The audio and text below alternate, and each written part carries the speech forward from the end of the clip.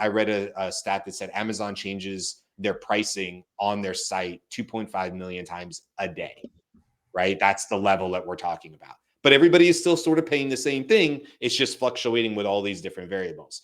Third tier, just want to talk about this really quick and what could be coming depending on public opinion of it, as well as the government opinion, like GDPR, FTC in the United States, these type of things, is the actual price personalized pricing, which the FTC will label a lot of times as surveillance pricing, which they say is illegal.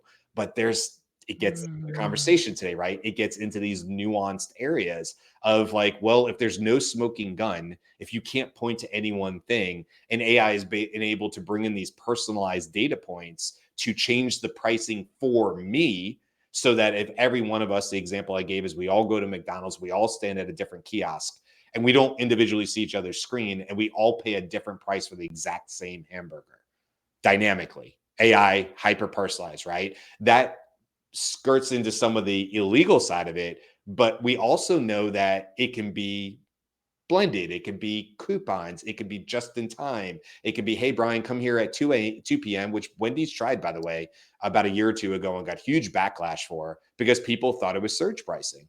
And they said, you're not going to surge price me for a hamburger. And they got a lot of pushback and they had to roll back. What they were actually trying to say was, oh, we're going to incentivize you to come in and get a Frosty on a really hot day. Not that we're going to charge you more. We're going to incentivize you to come in and get a discount. But people heard what they heard. It sounded like Uber for Wendy's hamburgers, and there was massive pushback.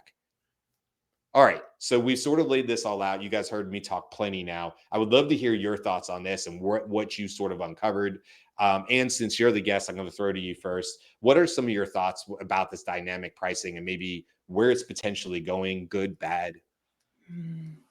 Well, like you said, it's the as you peel this onion, one layer at a time, there's more and more nuance to it. And it was hard for me to like develop one point of view as I tried out different use cases in my mind. Like the Delta, I'm unimpressed by that because I feel like I've been sitting next to people for the past, I don't know what, 10 years who definitely pay different prices for their tickets than I did. Sometimes I knew I was paying way more because it was, somebody booked it for me at work. Sometimes I felt like I was winning because I knew that I got the very best deal, right? I booked it ahead of time, or I've been accustomed to that feeling of, man, I booked my ticket on the wrong day. I should have bought it yesterday because now it's, a third more. Right. But when I started thinking about some of the other,